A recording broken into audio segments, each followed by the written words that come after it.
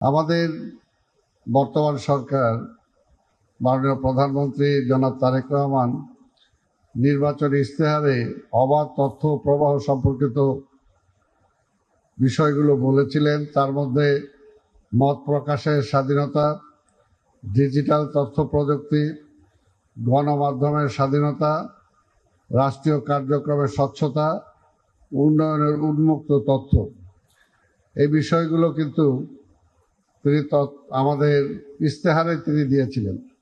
এবং আপনারা উপলব্ধি করতে পারছেন যে বর্তমান সরকার দীর্ঘদিনের জঞ্জাল দূর করে অতি অল্প সময়ে আপনাদের বিভিন্ন সমালোচনা আলোচনার মুখেও এখন পর্যন্ত অনড় আছে এবং আপনাদের বিভিন্ন সমালোচনার মুখেও কিন্তু বিচ্যুত হয় নাই। যে অবাধ তথ্য প্রবাহের কথা সরকারের পক্ষ থেকে বলা হয়েছে, যেটা সালাম ভাই বললেন, যে এই সরকার কিন্তু এখন পর্যন্ত সেটা বজায় রেখেছে এবং সেটার সুযোগ আমরা সবাই পাচ্ছি। তবে আমরা অবশ্যই আশা করব যে তার মাধ্যমে অন্তত 2-1 মাসের মধ্যে যে সমস্ত সমস্যার সমাধান হয়ে যাবে আর সব কিছু দিয়ে পরিবর্তন হয়ে যাবে, এটাও যারা আশা করে এবং আশা করে প্রচার করে, অন্তত আপনারা সেই বিষয়টাও খেয়াল রাখবেন। কারণ দীর্ঘদিনের এই জঞ্জাল দূর করে একটা স্বাভাবিক ধারায় ফিরে আসতে 1-2 বছর অন্তত সময় এমনি দরকার। কাজে একটা সরকারকে নিশ্চয়ই সেই সময়টা দেশ দিবে এবং সেটা নির্ভর করে অনেকটা আপনারা যারা এই ইসের সাথে জড়িত আছেন, তথ্যের সাথে জড়িত আছেন, তথ্য প্রবাহের সাথে জড়িত আছেন, আপনাদের উপর অনেকটা নির্ভর করে যেটা কোন দিকে আপনারা নিয়ে যাবেন।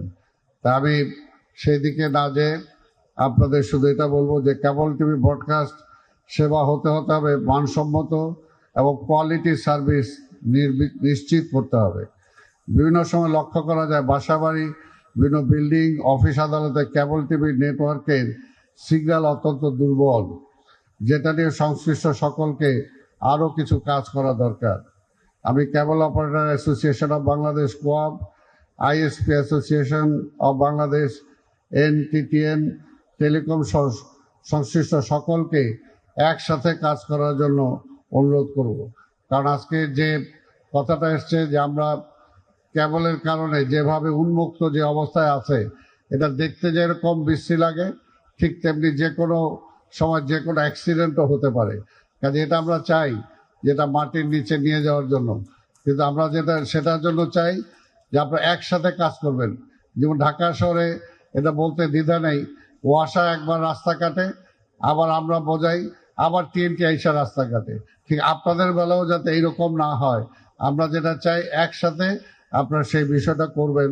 এবং মাননীয় মন্ত্রী এখানে উপস্থিত আছেন, আমরা যেটা চাই যে টেলিকমিউনিকেশন যেটা আছে সেটাও যদি আপনাদের সাথে সম্পৃক্ত হয় তাহলে কিন্তু এটা আরও ভালো হয়। তো সেই কারণে সেই বিষয়টা আমি আশা করব যে আপনারা সবাই সেটা খেয়াল রাখবেন। আমি কেবল অপারেটর অ্যাসোসিয়েশন বাংলাদেশ এর আজকের এই ধরনের একটি অনুষ্ঠানের মধ্য দিয়ে যে দেশ এবং আন্তর্জাতিকভাবে আজকে বাংলাদেশকে তারা তুলে ধরছেন, সেটার জন্য আমি আমার পক্ষ থেকে ধন্যবাদ জানাই।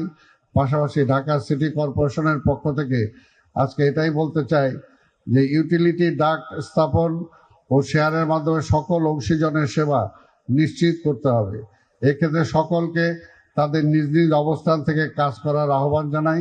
সিটি কর্পোরেশন যেহেতু জনগণের টাকায় পরিচালিত হয়, সেক্ষেত্রে সিটি কর্পোরেশনকেও এ খাত থেকে রাজস্ব প্রদান করার জন্য আমি অনুরোধ করছি। একই সাথে সিটি কর্পোরেশনের পক্ষে সম্ভাব্য যা কিছু করণীয় তা সিটি কর্পোরেশন করবে বলে আমি আশ্বস্ত করছি। আমি ঢাকা দক্ষিণ ঢাকা কর্পোরেশনের পক্ষে আধুনিক প্রযুক্তি বান্ধব ইন্টেলিজেন্ট সিটি হিসাবে বিনির্মাণ করতে চাই। সকলের সহযোগিতা এবং সম্পৃক্ততার ফলে ঢাকা দক্ষিণ হবে আধুনিক প্রযুক্তি বান্ধব ক্লিন সিটি, গ্রিন সিটি। পাশাপাশি যেহেতু আপনাদেরকে পেয়েছি, আরেকটি কথা বলতে চাই যে আজকে আমাদের কিছু কিছু জাতীয় বিষয়ে আমাদের সবাই দায়িত্বটা আমাদের পালন করা উচিত। আমাদের জনমত গড়ে তোলার জন্য। আপনারা জানেন যে সিটি কর্পোরেশনের সবচেয়ে খারাপ যে কাজটা সেটা হলো মশা। এই মশাকে নিয়ন্ত্রণ রাখা, এই ব্যাপারে সিটি কর্পোরেশন কাজ করে, কিন্তু জনগণকে যদি আমি সচেতন করতে না পারি, আজকে আবর্জনা, আপনি দেখেন আবর্জনা ঢাকা শহর ভরে যায়, ড্রেনগুলো ভরে যায়। আজকে পলিথিনের ব্যবহার, এটা আমরা এখনো বন্ধ করতে পারি নাই। যত্রতত্র যে কোনো জায়গায় ড্রেনগুলোর মধ্যে পলিথিন দিয়ে সেই ট্রেনগুলো বন্ধ হয়ে যায়, পানি চলাচল বন্ধ হয়ে যায়।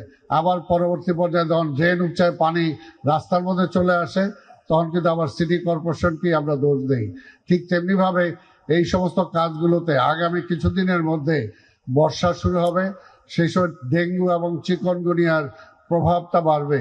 তো সেই সময় আমরা তো পয়সা দিয়ে বিজ্ঞাপন দেই, কিন্তু বিজ্ঞাপন ছাড়াও আমরা আশা করব যে আপনাদের চ্যানেলগুলোতে, এখানে চ্যানেলের মালিক দুইজন আছেন, আপনারা কেবলের টিভির মালিকরা আপনারা এখানে আছেন, কাজে আপনাদের কাছে বলবো জনগণকে সচেতন করার জন্য শুধু আমরা বিজ্ঞাপনটা দিলে সেটাই প্রকাশ না করে আপনারাও জনগণকে যে সচেতন করবেন, যাতে জনগণ সচেতন হয়, যত্রতত্র আবর্জনাটা না ফেলে, পলিথিনটা যখন ড্রেনের মধ্যে না ফেলে, এবং খাল বিলগুলো যে অবৈধ দখল হয়ে গেছে সেই দখলগুলো থেকে যাতে আমরা মুক্ত করতে পারি।